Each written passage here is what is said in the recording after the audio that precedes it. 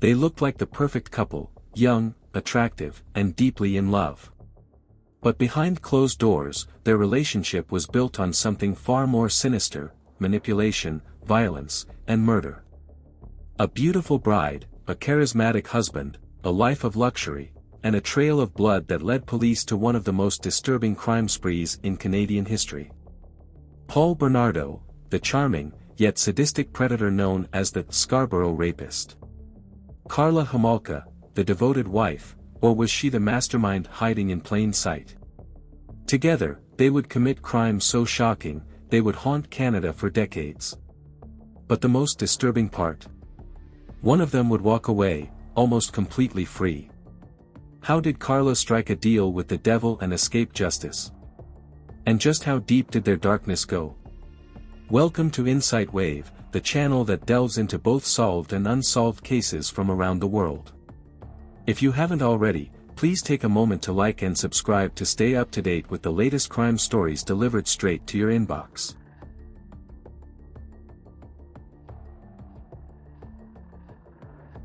Paul Bernardo was born on August 27, 1964, in Scarborough, Ontario, into what seemed like a typical middle-class family. To outsiders, his life appeared normal, even ideal. He was a handsome, intelligent young man who exuded charm and confidence. His father, Kenneth Bernardo, was a successful accountant, and his mother, Marilyn Bernardo, was a devoted homemaker. However, behind closed doors, their home was anything but happy. Kenneth Bernardo was later revealed to be a sex offender, convicted of molesting a young girl in the neighborhood. He was also accused of sexually abusing his own daughter, Paul's older sister, a fact that deeply impacted the household. Marilyn, once described as a lively and attractive woman, became withdrawn and depressed, retreating to the basement where she lived in near isolation. Friends of the Bernardo family would later recall how Paul's mother treated him with visible resentment and neglect, referring to him as a bastard child, a reference to the shocking revelation that Kenneth was not his biological father. Marilyn never treated Paul with warmth. She seemed to loathe him. He wasn't like the other kids in the family, she made sure he knew that. A family friend later recalled. Those who knew him in his early years recall an almost eerie quality about his personality. A childhood friend once remarked, Paul was always smiling, but it never reached his eyes. There was something off about him. His mother, Marilyn Bernardo, later admitted in interviews that he was a difficult child, noting, he had a way of twisting things, of making you feel like you were the crazy one. Paul's home life was far from the picture of stability. His father, Kenneth Bernardo, was a deeply troubled man. In 1975, when Paul was just 11 years old, Kenneth was charged with molesting a young girl. He was later convicted, and it was also revealed that he had been sexually abusing his own daughter, Paul's older sister, Debbie. This revelation shattered any illusion of a normal family life. Paul's mother, devastated and humiliated, became reclusive, retreating to the basement of their home and leaving her children largely unsupervised. Friends recall that Paul developed a deep hatred toward his mother, frequently mocking her weight and calling her vile names. Despite the turmoil at home, Paul excelled in school. He was well liked by teachers and classmates, with many describing him as polite and well-mannered. But behind closed doors, he was developing an obsession with dominance, violence, and control. As a teenager, Paul began exhibiting behaviors that, in hindsight, were clear red flags. He developed an interest in dark sexual fantasies, often watching violent pornography and discussing degrading treatment of women with his peers. A former high school girlfriend recalled, at first, he was charming. But then he started talking about how women should be dominated. He liked to scare me, it thrilled him. As a teenager, he developed a deep fascination with serial killers, particularly Ted Bundy, whose ability to manipulate and deceive victims fascinated him.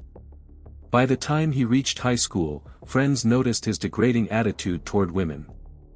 He would talk about girls like they were objects. It was never about love or relationships, it was about control. A former friend stated, Paul had this way of making everyone like him.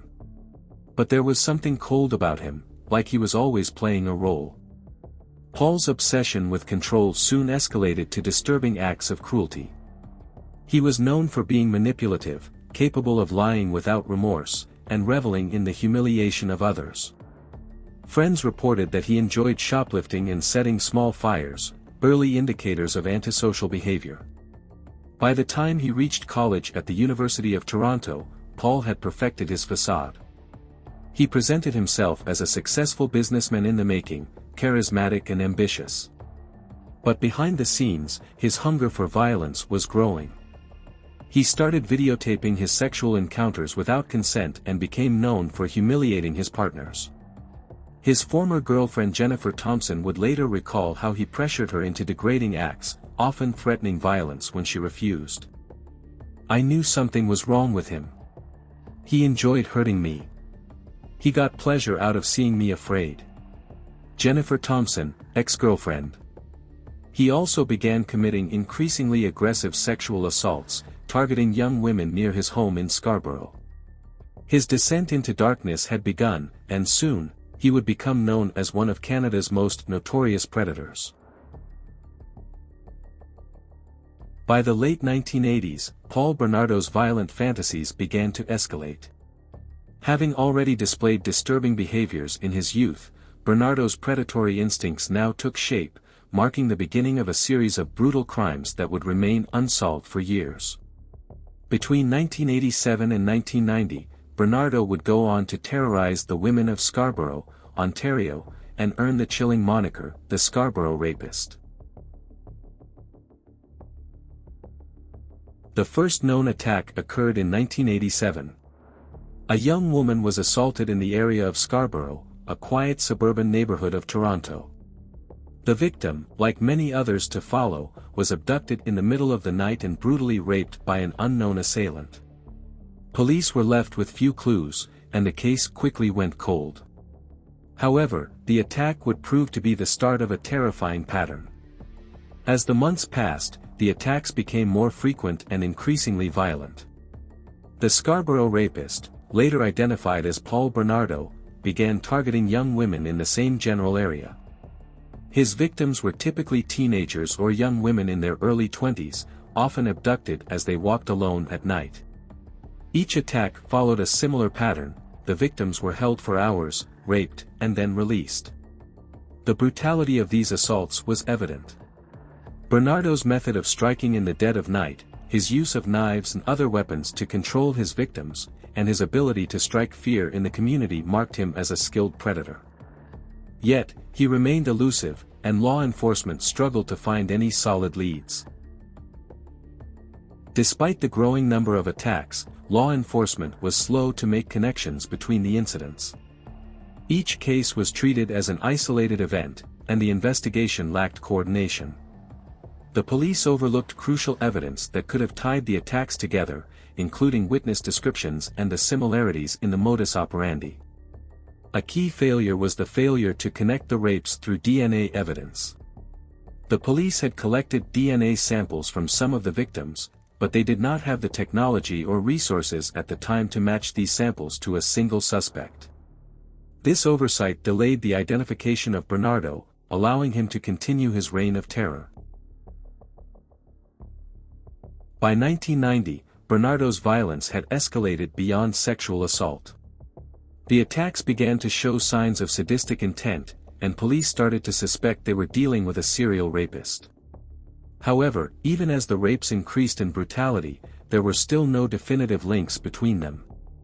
Then, in May of 1990, Bernardo's attacks took an even darker turn when he committed the first known murder. He had already been targeting women for several years, but this new crime, an abduction followed by rape and strangulation, was more calculated and chilling. The victim, a 15-year-old girl, was discovered days later, dead and discarded. This new phase in his criminal behavior would mark the beginning of his transition from rapist to murderer. In 1990, a breakthrough came when one of his victims managed to escape. A young woman, later identified as Jane Doe, was abducted and taken to a secluded area, where she was sexually assaulted and beaten. Miraculously, she fought back and managed to break free, fleeing into the woods. Jane Doe's bravery would provide law enforcement with a critical description of the attacker and the vehicle he was driving. However, despite this breakthrough, the investigation still failed to gain significant traction. The description was vague, and the suspect remained a shadow. But Jane Doe's escape showed police that this wasn't just a random act, it was the work of a predator who was becoming more dangerous with each passing attack. By the time the Scarborough Rapist was finally linked to Paul Bernardo, his escalating violence had already cemented him as a true threat. However, the connection between his early attacks and the murders he would later commit with Karla Homolka wasn't immediately obvious. At this point, police had no idea that the man they were searching for was the same person who would go on to murder two young women in the early 1990s, Leslie Mahaffy and Kristen French. Although the Scarborough Rapist attacks continued well into the late 1980s, it wasn't until after the murders that investigators began to piece together the horrifying truth. Bernardo's actions in the Scarborough area were not just random, they were part of a calculated, horrific plan that would ultimately result in the deaths of three young women and the creation of one of Canada's most notorious criminal couples. Karla Homolka and Paul Bernardo first met in 1987, when Karla was working at a pet store and Bernardo was a successful salesman. At the time, Karla was a 17-year-old woman, seemingly innocent and somewhat naive. Bernardo, already a known predator, began courting her. The two hit it off, and soon they began dating. From the start, their relationship was marked by manipulation and control, with Bernardo quickly becoming the dominant figure. While Bernardo was committing rapes as the Scarborough Rapist in the late 1980s, Karla was becoming increasingly involved in his life, although she was unaware of the full extent of his crimes at the time. Initially, it appeared that Karla was swept up in a seemingly normal relationship, unaware of the monster lurking beneath the surface. By 1990, they were living together, but their relationship was far from typical. What's he eating? Don't eat the paper, bud. It's the bones for you. It's like a kid, a baby. At the same time Bernardo's violence was escalating, Karla had become more entangled with him. She had already begun to show signs of emotional attachment to him, even when her fiancé's behavior became darker. It is believed that she was still unaware of the murders he was committing, but her willingness to stay in the relationship might suggest a level of psychological dependence. As Bernardo's actions began to move beyond rape and into murder, his relationship with Karla would evolve into a twisted partnership. Soon, Karla would not just be a bystander, but a participant, both in Bernardo's crimes and in his escalating sense of dominance. Her role would soon grow more complex, with her being involved in the crimes in ways that would leave people questioning how much she truly knew at the time. So, during the first murder in May 1990, Karla was living with Bernardo, but she was still playing the role of his girlfriend, seemingly unaware of his deepening criminal activity. It wasn't until later, particularly after the murders of Leslie Mahaffy and Kristen French, that Karla would become an active and willing participant in his crimes. This progression from passive partner to active accomplice is what made their relationship so chilling. By the time of the murders, Karla was no longer the naive young woman who first met Paul, she had become complicit in his violence, a fact that would haunt both their lives forever. The first victim of Paul Bernardo and Karla Homolka was 15-year-old Tammy Homolka, Karla's own younger sister. The chilling events leading up to Tammy's murder reveal the depth of manipulation and cruelty within the couple's relationship. In December 1990, Karla and Paul lured Tammy to their home with the promise of a celebration. The couple had planned a Christmas party, and Tammy, who was unaware of the dark intentions lurking behind the invitation, was looking forward to spending time with her older sister. It was a time of festive joy, but for Tammy, it would be the final night of her life. Karla and Paul, both intoxicated, had already begun to plot the horrific crime that would unfold that night. The plan was simple: to drug Tammy so that they could sexually assault her together. What followed was a nightmare beyond comprehension. After drugging Tammy with sleeping pills, they tied her up and began filming their sadistic acts. As she slipped in and out of consciousness, the couple raped and tortured her in a cruel and deliberate manner. Paul Bernardo's dark desires took full control of the situation, but the crime took a tragic turn when, during the assault, Tammy accidentally suffocated on her own vomit. While she lay unconscious, her sister Karla did nothing to save her. Instead, she watched as her sister slowly died, later claiming to be unaware of the severity of the situation until it was too late. By the time paramedics arrived, it was clear that Tammy's death was not accidental, it was the result of a horrifying combination of negligence, violence, and sheer malice. Tammy's death was initially ruled an accident, with the cause cited as asphyxiation. The police did not suspect foul play, and Karla and Paul seemed to show genuine grief over the loss of Tammy.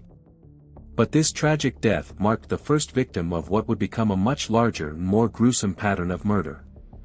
The couple's ability to mask their crimes and manipulate those around them was already apparent.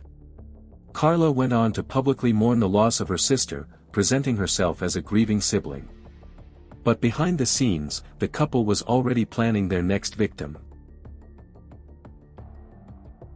Only months later, in June 1991, the couple's next victim would emerge, 14-year-old Leslie Mahaffy. On the night of her abduction, Leslie was walking home from a friend's house when she was approached by Paul Bernardo, who offered her a ride. He lured her into his car, where he had already prepared for her capture. Once in the car, Leslie was overpowered by Bernardo, who then drove her to the couple's home. It was there that the full extent of the couple's sadistic nature would reveal itself. Karla had begun playing an active role in the abductions. She was no longer just an observer but had become a willing participant in the torture and degradation of young women. Bernardo and Homolka began their pattern of terrifying and deliberate violence. They drugged Leslie, forced her into sexual acts, and filmed the entire ordeal as they degraded and abused her. Leslie was held captive for hours as they took turns torturing her.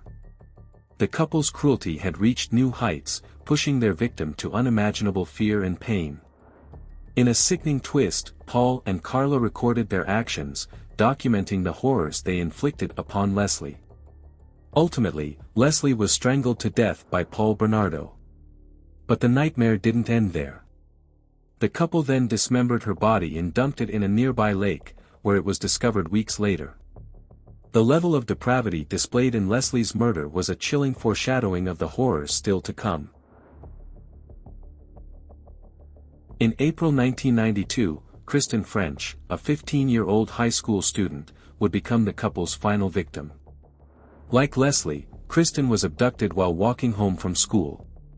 Paul Bernardo, using his method of luring young women into his vehicle, approached Kristen and offered her a ride, an offer she reluctantly accepted.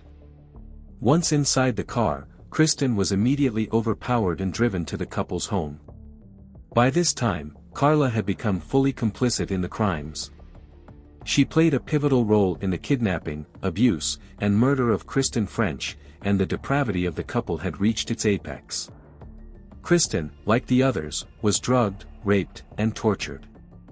The couple filmed the entire assault, documenting every moment of their cruelty. Bernardo and Homolka's depravity knew no bounds as they forced Kristen into increasingly violent acts. Kristen's ordeal lasted for hours before Paul Bernardo strangled her to death. Afterward, the couple discarded her body in a secluded area. When Kristen's body was discovered, it was immediately apparent that she had endured unimaginable suffering in her final hours. By the time Kristen French was murdered, Paul and Karla had fully embraced their monstrous collaboration. What started as Bernardo's desire to dominate women and control them through violence had become a twisted and synchronized act of murder and torture, with Karla not just as an accomplice but an active participant. The murders of Tammy, Leslie, and Kristen represented the pinnacle of the couple's reign of terror. These girls were not just victims, they were lost innocents whose lives were destroyed by two sadistic minds working in horrifying tandem. In their pursuit of power and control, Bernardo and Homolka had become inseparable in their crimes. What had begun with Bernardo as a solitary predator seeking to dominate women was now a shared bloodlust that brought Karla into his world of violence and torture. For Karla, who had once been unaware of the full extent of Paul's darkness, there was no turning back now. She was no longer just his victim or passive observer but an eager and willing accomplice, complicit in every horrific act. Each murder deepened their connection, but it also amplified the depravity of their actions. These girls, Tammy, Leslie, and Kristen, had been stolen from their lives, subjected to unimaginable horrors, and finally discarded as if they were nothing more than disposable objects. The level of brutality they endured was unmatched, and each killing reflected the increasingly sinister nature of Paul and Karla's relationship. As the couple continued their sadistic spree, the community remained oblivious to the horrors unfolding in their midst. In the wake of each victim's death, there was an unsettling quiet, an eerie sense of normalcy that hid the terror lurking behind closed doors. But there was a growing awareness, even if it was not yet enough to make the police connect the dots. The girls were not merely disappearing, they were being carefully hidden, their fates sealed by the hands of a monster and his willing partner. The shocking reality was that, for Karla, the act of murder was no longer foreign. She was no longer just the supportive girlfriend or wife of a man committing atrocities in secret, she was an equal partner, willingly participating in the degradation, torment, and ultimate destruction of young women. In fact, it would be her own involvement in Karla and Paul's bond grew stronger through their violence, but it was only a matter of time before their reign of terror would end. They had sealed their fate, not just as murderers but as a couple whose dark secrets would be unveiled in a way that would forever change the lives of everyone who came into contact with them. While the bodies of Tammy, Leslie, and Kristen were disposed of with horrifying carelessness, their spirits would not remain silent. The girls' murders would eventually reveal the monstrous truth behind the couple's crimes. Even as Paul and Karla tried to move forward with their lives, the shadow of their past would come crashing down on them, revealing the ugly reality of what they had done. The kidnapping, abuse, and murder of Kristen French that would ultimately expose the depth of their depravity. Kristen was the final victim. For over a year after the murders of Kristen French and Leslie Mahaffy, Paul Bernardo and Karla Homolka continued to live their lives in relative secrecy, their horrific crimes still hidden from the public eye. But, as the months passed, the trail was slowly beginning to heat up. Law enforcement was beginning to make connections, albeit too slowly for many, and the pressure to solve the cases was mounting. By the summer of 1993, police had begun to seriously investigate the possibility that the brutal murders of Leslie and Kristen were linked to the earlier sexual assaults committed by the Scarborough Rapist. The violent and sadistic nature of the crimes, combined with the geographic proximity of the incidents, made it clear that the person responsible for the rapes was also likely responsible for the murders. Still, the puzzle pieces were not yet fitting together. Investigators knew they were closing in, but they didn't have enough to definitively point to a suspect. One of the most significant moments in the case came in 1993, when DNA evidence finally provided the breakthrough that would bring the killers to justice. The key discovery came when forensic investigators were able to match semen found on Kristen French's body with a DNA sample from Paul Bernardo, linking him to the crime in an undeniable way. However, the investigators did not yet have enough to arrest him. The link was just one piece of a much larger puzzle. At the time, DNA testing was still a relatively new tool for law enforcement, and it was not yet as widely accepted in courtrooms as it is today. But the evidence against Bernardo was beginning to mount. Investigators also found DNA matching Bernardo's from the earlier rape cases, specifically from a series of assaults that had plagued the Scarborough area during the late 1980s and early 1990s. By the fall of 1993, Bernardo was under surveillance, but the police were still unable to make a direct arrest. They knew he was the key suspect, but they needed more concrete evidence, something to definitively link him to the murders of Leslie and Kristen. The breakthrough finally came when, in December 1993, a warrant was obtained to search the Bernardo family home. The police had reason to believe they would find more incriminating evidence that could definitively tie him to the murders. It was during this search that a chilling discovery was made. Hidden in a closet, detectives found a series of videotapes. These tapes were the evidence that would blow the case wide open.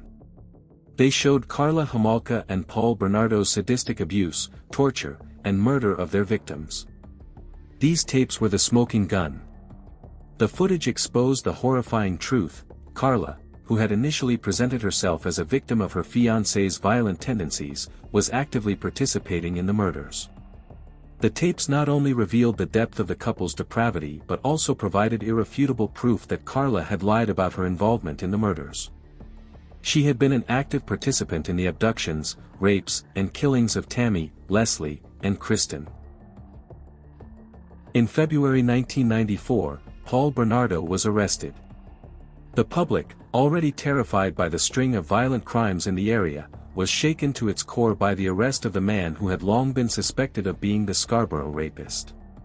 But the shock did not end there. As the details of the case unraveled, it became clear that this was not just a simple case of a rapist turned murderer.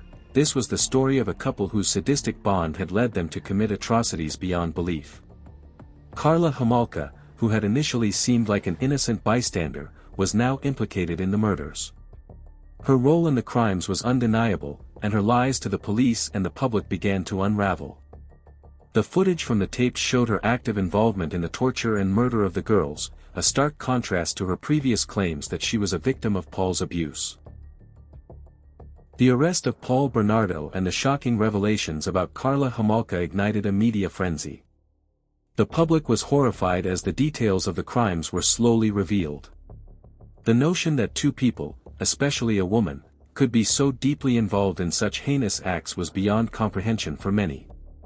The media covered the case extensively, with headlines proclaiming Bernardo to be the Scarborough Rapist and Karla as the accomplice who had participated in the murders.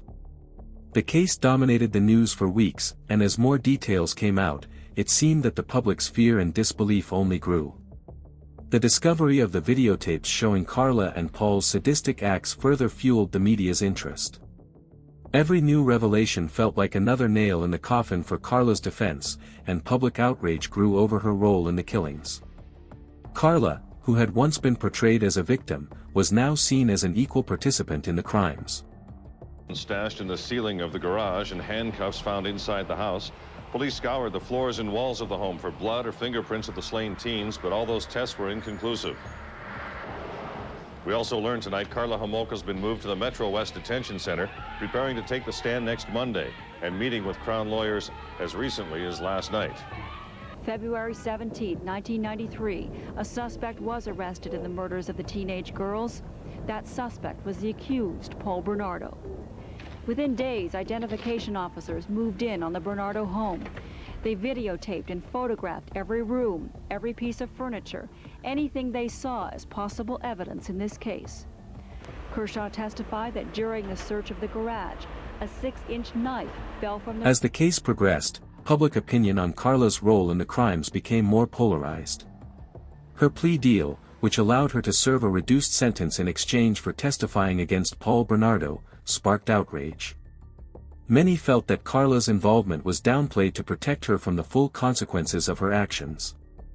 The legal proceedings became a battleground, with defense attorneys and prosecutors clashing over the extent of her culpability. Karla's plea deal, which had her serve just 12 years in prison for her role in the murders, left the public furious and questioning whether justice had truly been served. For women. Homolka has been transferred to a Toronto detention center waiting to testify against her ex-husband. Her credibility is key in this trial. Prosecutors say she was a battered wife. The defense claims she sold out her husband in exchange for a lighter sentence. Joy Melvin, CTV News, Toronto. My dearest Karla, it's been 5 days now, but it feels like a lifetime. Kind of like when Tammy died. I realize now you're never coming home. It kills me, bud. I love you. It was early 1993. Karla Homolka had left the house with raccoon-like bruise marks around her eyes. That was just a portion of a 45-minute tape. A monologue, a rambling, ranting, crying, sobbing plea for Karla to come back home.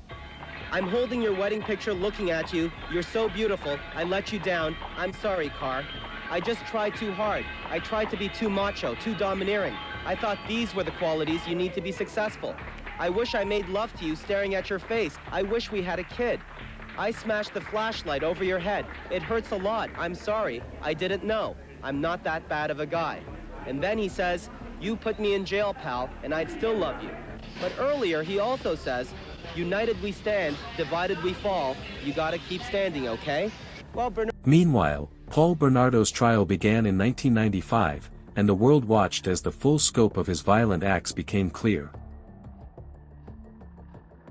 The investigation leading to Paul Bernardo's arrest unearthed videotapes that shattered the facade of Karla Homolka's victimhood, revealing her chillingly active role in the sexual assaults and murders of Tammy, Leslie, and Kristen.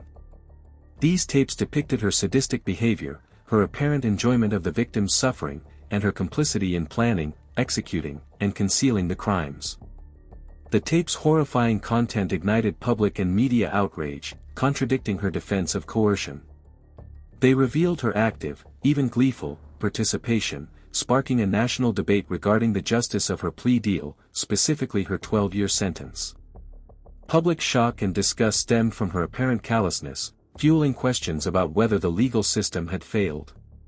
Her sentence became a symbol of perceived legal system flaws, with accusations of preferential treatment due to her gender or the prosecution's reliance on her testimony. While her defense maintained manipulation by Bernardo, the tapes presented a starkly different reality. The public recoiled from the tapes, rejecting the notion of coercion. They saw a woman reveling in violence, devoid of remorse, and deemed her sentence unconscionably lenient. The tapes also called into question the very basis of her plea deal, prompting broader inquiries into the legal system's integrity. Was it a matter of prosecutorial expediency, or a systemic failure to accurately assess Homolka's culpability? Public outrage persisted throughout her sentence and resurfaced upon her release, reinforcing the sentiment that justice had not been served. My name is Detective Brad Hoover. My badge number is 6188. I'm with the Toronto Police Service Sex Crimes Unit. The time now is 2:05 p.m. We're presently at the Kingston Penitentiary in Kingston, Ontario, in a boardroom, and I think is the main building you would call it. Present in the room here, if I could just have each of you identify yourself for the purposes of the videotape that's being made. Seated to my left off camera and now sitting at the table is your counsel. Just please identify yourself. Yes, certainly. It's Anthony Bryant. And straight across the table from me, if you could identify yourself. Constable Darlene Coulis, C-O-U-L-I-S, badge number 6483 from Toronto Police Service. And seated to my right, if you could just identify yourself. Please. Paul Jason Teal, a.k.a. Paul Bernardo.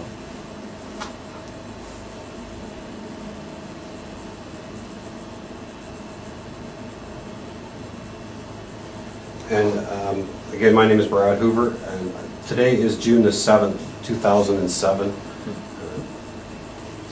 Mr. Teal, the reason that we're here today is to speak to you in regards to a couple of matters. First of all, before we start, I just want you to make sure that you're aware that what we say is being videotaped here. Yeah. I'm just going to start this audio tape. I forgot to do that.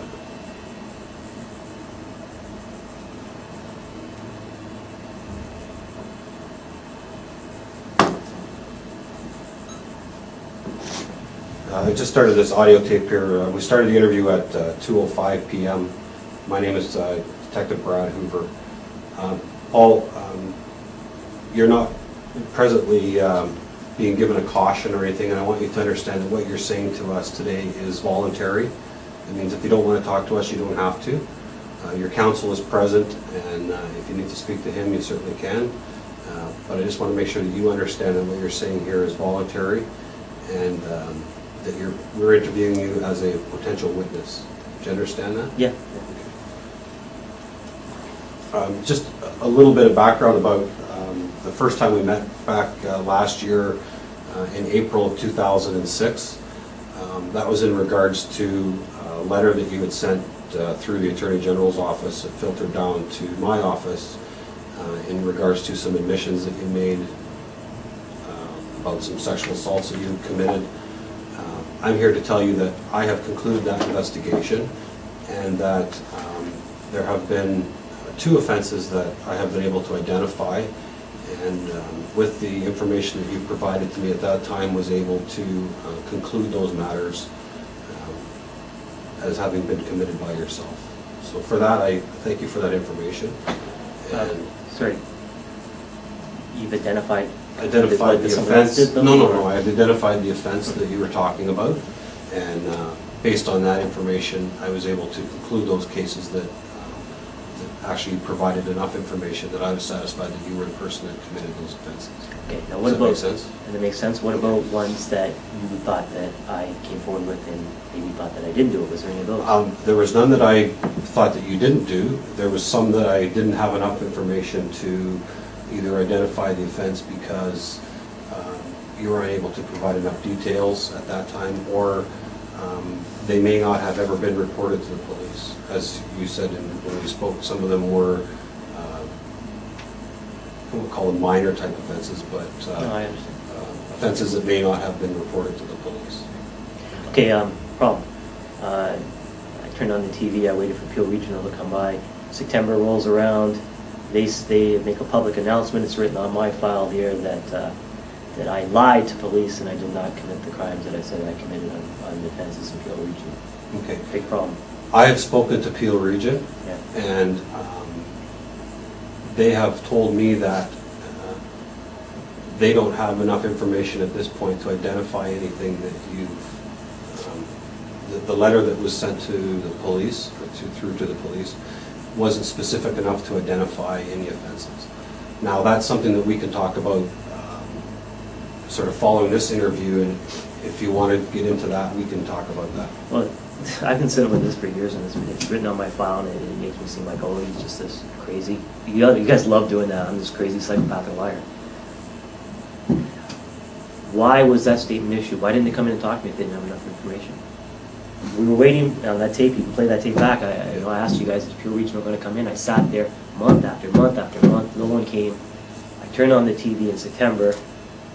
Peel, declared that Paul Bernardo was, this crazy liar to police. What's the fundamental problem here? Well, I know. I mean, truth, justice, the Canadian way, and no one comes in, and now you guys are saying that you didn't have enough information. Well, I can't answer for them specifically as to what they did or didn't do. I can tell you that because they're a separate police department, I don't have any control over what investigation that they did do. I can tell you that I have spoken with an investigator in Peel Region, and they have told me that at this point they don't have enough information to move forward. They haven't been able to identify any offense that was specifically talked about.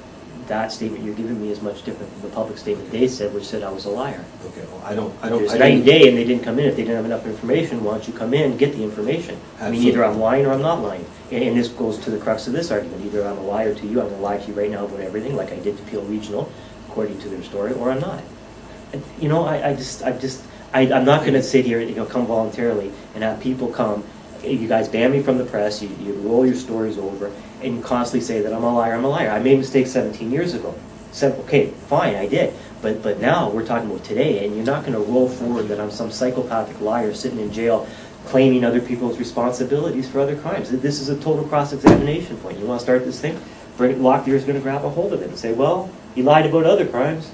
He's a crazy liar. Why didn't you guys resolve this? And again, I can't answer for what Peel Region did or didn't do. Jurisdictionally, we're kind of bound as to what takes place. But still, the good guys, the bad guys. You know what I mean? You're on the same team. Yes, we are, but as far as us investigating matters that take place outside of the actual Toronto proper, that's why Peel Region has their police service, and like Detective Hoover said, we can't answer as to what they did with their investigations or the issues that they were looking at that transpired out in their area, and we really can't speak to that. Mm-hmm. Now, whether that's something you wish to have your counsel deal with them on, and that's something else. But unfortunately, there wasn't a lot that Detective Hoover and I could do in regards to those things. Well, who's ever watching this thing, they should subpoena these guys to Peel Regional. They can bring in all the facts to show just where I lied, if I'm a liar. That's what I say to do, because either I'm a liar or I'm not a liar, and I'm not a liar.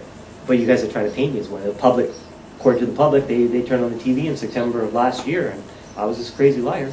That's what the TV reported, and not only did they report it there, they wrote it on my file. I've got it right myself. Paul Bernardo, Peel Regional said Paul Bernardo lied to police about crimes he didn't commit. Said he did. Okay. I mean, that's just awful. I mean, come on. Okay. Enough manipulation. You know what I mean? Either you tell the truth or don't. Otherwise, the whole purpose of any interview is just stupid. Because if I'm this crazy liar, I'll be just sitting here lying to you about everything, right? Right? I mean, why wouldn't I? I'm just this crazy liar. Okay. And again, I don't know exactly what was said by Peel Region, and I'm not here to answer to what they said. And it's either you know, it's one thing. It's, you know, I'm a human being, and to say that I'm a dangerous offender, going to be raping and killing and all this stuff, it's fine. I mean, for publicity, you know, get that, you know, tough on crime, get that bad guy. But when you go to a certain point of line, it just, I mean, it affects me totally. You know, I made mistakes a long time ago. But don't say that today about me, because then we're lying, and then we got a big problem because I'm looking at you and you're the bad guys. Because I'm not doing anything wrong. I'm telling the truth, and you guys are walking around issuing statements that I lied here, I lied there. No? Okay. Well, again, those are statements that were issued by Detective Hoover or myself or yeah, I know, but I mean, it's Attorney General who sent you guys down here. He's fighting the case. He's taking this Balkovich back, right? So it's really it's the same organization, isn't it, Attorney General? I see him on TV talking about it. But this is a separate matter from what those issues were. But it's still the Attorney General's office. Yeah, it very may well be, but like I said, we can't speak to anything that Peel Regional does or statements that they release out to the media because they have things you know, that they were looking at. It's the same thing. If I'm a liar, take the facts that they have. They can come down and talk to me. Any cross-examine, you know, any defense lawyer can call them up and show me where I'm lying, because you're not going to find it. Maybe there's a minor mistake here and there. I think I had one thing about some driveway below trees where, you know, memory over time. But to say that is just ridiculous. Just like you guys didn't go, you guys polygraph Karla, you asked her about it? Nobody from the Attorney General's went down there? Nobody cared? Again, it's the same, I know, but it's the same problem because you're making me out to be a huge liar, and this is a problem. Well, I don't have any doubt as to what you told us before. The facts that I could verify, I believe were true, and from what you've told me, you haven't told me any lies yet, so I have no personal reason to believe that you're lying. Exactly. So again, exactly. So, but this was different story than I've got on my file, and again, I don't know what's in your file because I'm not privy to that information or what's there or what's not there. I'm just telling you from my perspective and from an investigative perspective into what I've looked into, to what admissions you made back in April last year. To me, I'm satisfied. I've done what I can do as far as the investigation. If you'd like to provide me with more information about the specific occurrences that occurred in Peel region, then we can talk about that after the focus of what we're here for today. And but it is part of the focus. Well, it is. It is. It is and it isn't. I mean, I think obviously, directly we're here today to deal with the Balkovich matter that you're aware of. But dealing with me, and it comes down to credibility. Well, it comes down to credibility. Absolutely, it does, and that's what we're here to talk about today. And so, let's deal with that, and then we can deal with the other stuff afterwards. Is that okay? No, yeah, go ahead. I'm just making my point on it because it's going to have to be addressed sometime. Absolutely, it will. So, and it should have been. We dealt with that a year and a bit ago. So. Yeah. Well, not quite a year actually. A little over a year ago. I have some questions that were given to me to ask you in relation to the Balkovich matter, Robert Balkovich matter. Before we do that, I just want to say you understand obviously the importance of telling the truth and the consequences potentially of someone who lies to the police and not telling the truth. I think we just covered that. Actually, I was referring, you guys tell the truth. Right. Okay, so we're aware of that. And in this matter, I believe that you've had some conversation with your counsel in regards to it. And there has been some discussion about polygraph testing in this matter. Is that true or not true? Or do you recall that? Well, you're opening up cans of worms everywhere. I'm just asking you a specific question. You know, that goes back to you guys polygraphed everyone with the Camaro. You didn't polygraph Karla. And in 2 years since, have you guys gone down there and asked her? Have you settled the matter with it? Because you could say I lied or whatever on polygraph, but have you asked her? Because it comes down to a lot of that issue. Okay. You know, I mean, have you asked her? Has the Attorney General gone down there? Okay, I don't know. Let me tell you a little bit. My involvement with this overall investigation of the Volkovich is very limited. The only knowledge that I have is as to what investigation has been done or hasn't been done is specifically what's related to the conversations I've had about this interview here today. Right. Okay. What other witnesses there are, I don't know. Okay. What other persons there are. In answer to your question, I don't want to go off on tangents, but all these issues are relevant. I know you think they aren't, but they are. In answer to your question is, we had some discussion on it, but when Corcoran from the OPP came down, before Karla was released, right. I told him I'd be willing to take a polygraph on anything and everything. Would you, in turn, are you going to go down before you release Karla? Just to ask her. She's not going to take it. She's going to fail on all these issues. Did her hand cause death? Yes, it did. Blah, blah, blah. Right. Did this Tammy happen in July? Was a girl in January actually kidnapped and not somebody I picked up at a bar like she tried to roll over? And all these other issues, all relevant. So, and then I addressed it to you guys when you came back again. Last year I said, yeah, I'll take a polygraph on anything because I'm not telling a lie on a thing. Again, I asked the question, have you guys gone down or, I know Karla's free now. I'm not in the business of putting her in jail. It's not my thing. But my point was, did you ask her the question? Just so we get the story straight. I mean, if she refuses, well, there's a reason why she's refusing. And again, you guys couldn't provide the answer. And now, almost a year later, again, you don't provide the answer. So, I mean, I don't know what you're asking me. You're asking me to take a polygraph when you aren't willing to ask her? Well, again, my part of this investigation is limited to what we're saying here today. So the details of all of what other witnesses may or may not have been asked or done, I don't know. And as a potential witness, I'm not allowed to tell you what other people have done. So that I have to sort of be careful about the way that it's answered, or even what you think my answer might be. Yeah, no, I just wanted for the record that I gave you good information, which you guys could have, independent of me, could have verified my story or not. Right. And whether you guys do or do not is your business. Like I said, I'm not a prosecutor. Right. I'm not here to point the finger at anyone. But I showed you where to go. So if you guys don't do that, it's your business. But, to me, it's like, if you didn't, why didn't you? If you want to know the truth about things. Right. So I understand that. And I understand what you're saying. So what we're here to talk about today, obviously know that this statement may be used in court or maybe presented to court as a voluntary statement. Yeah. Okay. A polygraph obviously is not something that's court admissible, and I'm not sure if you're aware of that or not, but it's not used in court. Okay.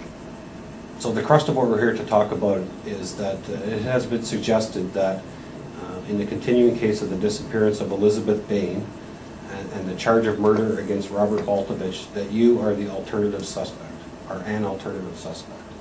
Are you aware of that? Yeah, great. Did you kill Elizabeth Bain on June the 19th, 1990? Well, it's a loaded question. I mean, are we going to go back and go through the time sequence of what happened in my life? I mean, I could just give a yes or no answer, but there's a lot of issues about that. Right. Karla's in my role, who did what, where, when. This is why I said, did you guys, go down there to get a polygraph to see if she was telling the truth? Like, why didn't Bevan do it in the first place? I mean, he's polygraphing everyone with a Camaro. Why would he make a deal with someone and not give them a polygraph? It's not incomprehensible to me. Because now my file says her version, and it's a lie. You know what I mean? Yeah. Like I'm not making frivolous points here. I mean, and now you're asking me after you said Peel Regional said I'm lying about this, and then you're saying I'm lying about my profile. You're saying I'm lying if I'm better or not. Now you're saying, hey, did you kill this person? I mean, well, you're saying I'm lying here, here, and here. I could say no, I didn't, but. I mean, you already said I'm lying here with the Peel. You're saying. Okay, I'm not saying anything about who's lying. I'm simply. And I've given you directions to go to find the truth. Right. And no one's done that. And I've asked, and again, I've told you that I've done investigation on information that you've told me, and as a result of that information, I've been able to verify in my mind where you've told me the truth. So if Peel Region is lying about you or someone else is lying about you, I have no control over that. Or no, it goes right to credibility. Well, absolutely it does, and that's, I guess, the easy way then is to, if we can go through, we'll answer the questions, and yes, I hope to be able to go through some timeline to identify where you were, what you were doing specifically in relation to this case. Anyways, I know I'm giving you guys a hard time being argumentative about certain things, but I mean, really, I'm a human being, and when you guys do all these things, I've got to, anyways, I'll try and truncate it a little bit more, but anyways, the answer to that is no, but the 800-pound gorilla in the room that's a life 25 sentence, you know. It really comes down to credibility, Right. and not only credibility, but then again, timeline. I mean, between what Karla's and my roles were respectively, and this and that. The answer is no to that question. Did you have anything to do with her disappearance? No, Did you know Elizabeth Bain? not that I know of. Had you ever met her? I'm going to answer that with I don't remember, because if I did or I didn't, I don't remember. But I know an ex-girlfriend tried to say I might have, but I got to say I don't remember.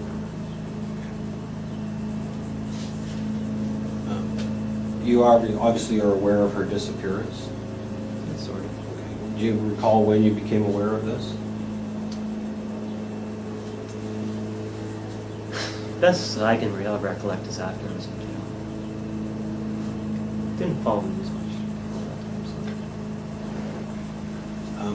The date, obviously, June the 19th, 1990 was the But day you know, other than that, I don't remember. You know, maybe I heard about it before, but I can't recall if I did or not. But I remember in jail, I had newspapers after that fact, and then I saw something on it. So. We'll sort of get into that a little bit when we. I hope to go through a bit of a timeline with you as to some things that may jog your memory as to we're talking back in that time. I mean, if you asked me what I was doing 3 weeks ago on Tuesday, I probably couldn't tell you unless you put some reference to it. So we'll hopefully be able to do that. And again, obviously, June the 19th, 1990. Do you know what you were doing that day? I don't know. I have a document here in front of me that references some points in time around the June of 1990 period from police investigation. This is what indicates you may have been involved with, or may have certain things that you may have done. And I'd like to go through a couple of them that sort of assist you in remembering what you were doing back in 1990. The first part of June 1990, actually June the 1st, Karla had a doctor's appointment where she was complaining of pains in her right side. Perhaps she had something to do with the rabies shot. Does that ring any bells? No. Okay. In the first part of June, you had a Nissan 240 SX, is that correct? Yeah. You were making several trips into the United States, June 2nd, June 3rd, June 10th, June 16th. I think at that point you were involved with cigarette smuggling and things like that, from what I recall. Someone said no? No, that wouldn't be. No, that wasn't until after we moved out. So. Okay. So, making several trips to the States within a couple of days, is that something? When we started the relationship, we were going over all the time, so just for personal reasons. On June the 16th, you shopped at Rough Hewen. That's in the Niagara Falls, United States. Does that store sound familiar to you? Yeah, it sounds familiar. I have no idea if those are the dates, but okay. If you got a receipt for it. I think there must be a receipt there. And again, I don't have all the details. I'm just going by what's on this sheet of paper. A black expandable binder. Is that? I think. Can't recall 100%, but. Okay. That would have been around the same time. That was about a week prior to if you purchased one of those Elizabeth Bain going. I have no idea when I purchased it. I just recall I had something like that, like an accordion binder. Okay. June the 16th, again, this has been the same day in St. Catharines. You attended a movie, Back to the Future 3. Do you recall when that movie came out? No idea. No. There's a receipt for a cell phone purchased at a Radio Shack at the Town and Country Mall at 6366 Yonge Street. You remember buying a cell phone? I know I bought a cell phone around that time because when I declared bankruptcy, I handed my other one in. And I bought the Radio Shack one. I don't know the dates. Okay. Whatever the That date would is. have been the day after Elizabeth Bain went missing. Is that, do you remember anything you were involved with around that time? You said you were going bankrupt, so what type of activity you were involved in sort of on a day-to-day basis? The only thing I remember with the bankruptcy is that happened around a couple days before the sexual assault that the Complicity came up with. That was, if I recollect correctly, it was I think 2 days before I filed for that.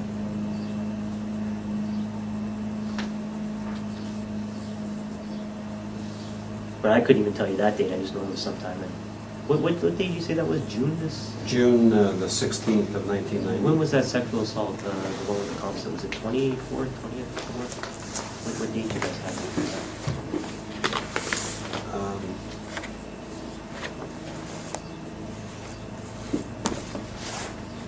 There was a sexual assault in May of 1990. Is that the Complicity one in May?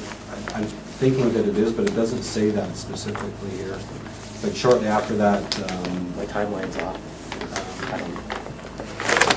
At the end of June of 1990, that was the original, when someone identified you potentially as a Scarborough Rapist, a bank. When was that? The end of?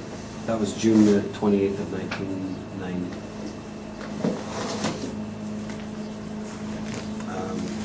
Lori Homolka's 19th birthday was June the 22nd, 1990. Do you recall her 19th birthday? I know it was around that time, but I don't specifically recall that birthday. The only reason that would maybe say that she was obviously then a legal drinking agent, perhaps. Didn't need anything. Way before that. June the 21st, so just the day after you bought a cell phone, you made a purchase at Scarborough. I'm sorry, you were saying what, 19th was this girl's? June 19th was the day she went missing. What day did I buy that? June 20th was the day you bought a cell phone. June 21st. See, I must have declared bankruptcy around then because I got that cell phone in I had to hand all my items in to the trustee, and I had a Panasonic cell phone, and I handed that in, and I got the Radio Shack one. So it would have been right around the same time. I don't think I went a month without it. I don't think so. I might have, but anyways, I don't know. It was a while ago, so memory's a bit fuzzy. Yeah. May the 29th, which was just before that, or about a month before that, that was the day that the police released the Complicity. Oh, so it was May. So I lost a month. Yeah, so that was... See what happens when you lock a guy up for 15 years in a windowless cell. The memory gets fuzzy. So I guess I waited a month to get the cell phone. About a month to get the cell phone. Did you recall anything? What were you doing during that month? Anything? Probably the same thing it says there, going across the border for recreational stuff. I know Tammy happened in July. That was, I think, third week in July for the first time. But this was back a few weeks before that. Okay. Yeah, you're right, it was big last month. That's correct.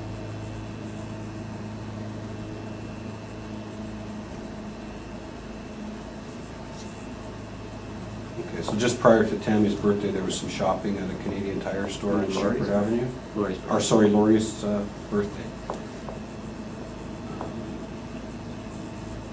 2 times in one day you went to Canadian Tire on Shepherd Avenue, 1019 Shepherd Avenue.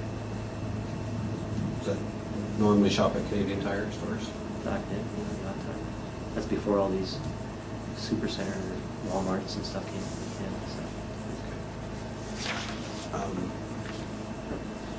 Do you ever recall having any conversations about the disappearance of Elizabeth Bain? No. If I played you it's going to play you a short audio clip. It's a conversation that you had, or a conversation between Tony Ward, who was an investigator with the Toronto Police, and Karla Homolka. I'm just going to play this, see if this sounds familiar or if it jogs your memory as to any conversation you may have had. Was there any discussion, or has there been any discussion ever about Dane's disappearance? I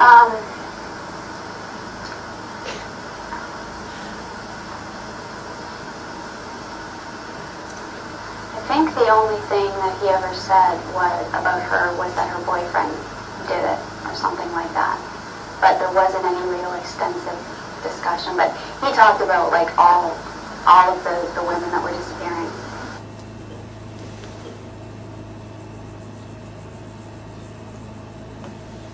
And again, that was a conversation between investigator Tony Moore with the Toronto Police Service and Karla Homolka. Does that conversation, was that something you may recall, saying that to Karla or talking about that? Well, you know, she went down, but Paul did it. Catchphrase was the trial, Paul did it. It was Paul. And she's continuing right there. She's going, you know, with the fact of the matter is I didn't pay attention to anything. I didn't watch the news back then. I was too busy doing other things. I didn't pay attention. Like the profile is a serial killer, pays attention to all the news media. This is narcissistic personality, blah blah blah, and all that crap. I don't know anything about this case now. I don't know if this guy did it. I don't really even care. I'm not a prosecutor, you know, do the right thing for society, blah, blah, blah. I don't know if he did it. I don't have the facts to it from those if he did it.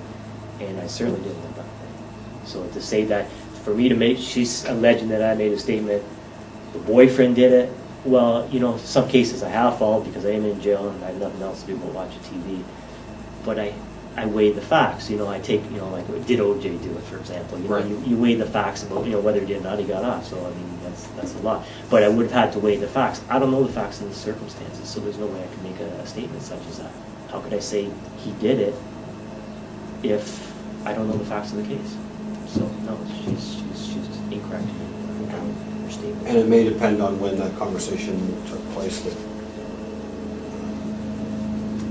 between her and the investigator. Well, Ward, wasn't he back when the deal was made? You know? And that was Ward, if I remember reading the transcripts, that was a name from day one, when she signed her little 12-year deal, no polygraph required.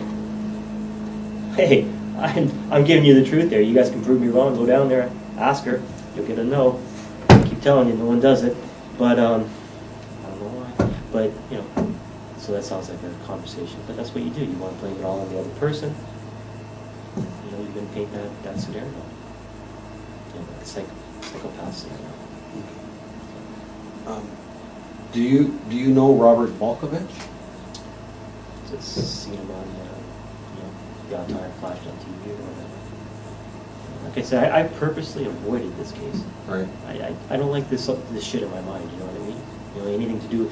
You know, unfortunately, when Karla came out, I watched and tried to discern truth back between fiction a couple of years ago. But otherwise, you know, I don't like to get into these things. I've had 100 lifetimes full of this stuff. You know, so and I don't want my mind poisoned with this and this and this. So in this case, I avoid it as much as possible. But I have seen his face on TV. Right. Anything else you would like to tell us about this investigation? Nope.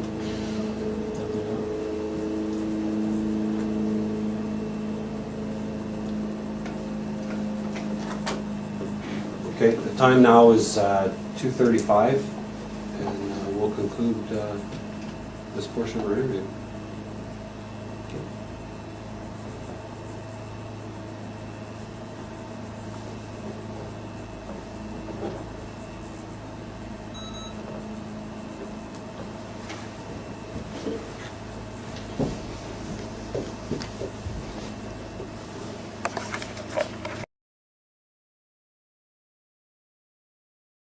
Paul Bernardo's trial began in 1995, and it was nothing short of a media frenzy. For the families of the victims, Tammy Homolka, Leslie Mahaffy, and Kristen French, the trial was a harrowing reminder of the brutality of the crimes and the horrifying acts that had been committed against their loved ones. The courtroom was filled with emotional testimony from family members, experts, and law enforcement officials, all working to paint a complete picture of the depths of Bernardo's depravity. Bernardo was charged with the murders of Leslie and Kristen, but the prosecution also focused on his earlier sexual assaults in the Scarborough area. The evidence against him was overwhelming, from the DNA evidence that linked him to the crimes to the horrifying videotapes that had been discovered during the search of the Bernardo family home. These tapes, which showed Paul Bernardo and Karla Homolka's sadistic acts of torture and murder, played a pivotal role in ensuring his conviction. Throughout the trial, Bernardo's defense team attempted to argue that his crimes were the result of a troubled upbringing and mental illness. They tried to paint him as a man who had been driven to madness by a combination of factors, but the prosecution countered with a powerful argument that these were the acts of a man who was fully aware of the depravity he was committing. The tapes of the murders were a damning piece of evidence that would ensure that Bernardo would face the full consequences of his actions. On September 1, 1995, after a lengthy trial, Paul Bernardo was convicted of the first-degree murders of Leslie Mahaffy and Kristen French, as well as the sexual assault of several other women. He was sentenced to life in prison without the possibility of parole for 25 years. While Paul Bernardo was facing his trial, Karla Homolka was quietly serving her reduced sentence. For the families of the victims, Karla's sentence was an injustice that could never be fully rectified. How could a woman who had actively participated in the torture and murder of 3 young girls receive such a lenient sentence? For many, Karla's involvement in the killings was far worse than what she had been charged with. The footage revealed that she had been a willing participant in the crimes, enjoying the suffering of the victims and aiding Paul in every horrific step of the process. Yet, because of her plea deal, Karla would be released from prison in just 12 years. Karla Homolka was released from prison on July 4, 2005. Her release was met with widespread protests. People were outraged that she had served such a short sentence, and that the justice system had failed to hold her fully accountable for her actions. Many felt that Karla had received special treatment because of her gender and the plea deal she had struck. After her release, Karla changed her name and tried to live a quiet life under the radar. She even married and had a couple of children. She kept a low profile, but her past would always haunt her. Despite the shock and outrage, Karla's life with her new family continued. Her husband, Thierry, was reported to be aware of Karla's past but seemed to believe that she had paid for her crimes and deserved a second chance. For Karla, the years after her release became about living a life that was as normal as possible, despite the fact that her very existence was a constant reminder of the horrors she had committed. Paul Bernardo remains imprisoned, serving an indeterminate life sentence. He has been denied parole, most recently in 2024, after the victims' families gave very emotional statements to the parole board. His designation as a dangerous offender and concerns about his risk of recidivism have contributed to the parole board's decisions.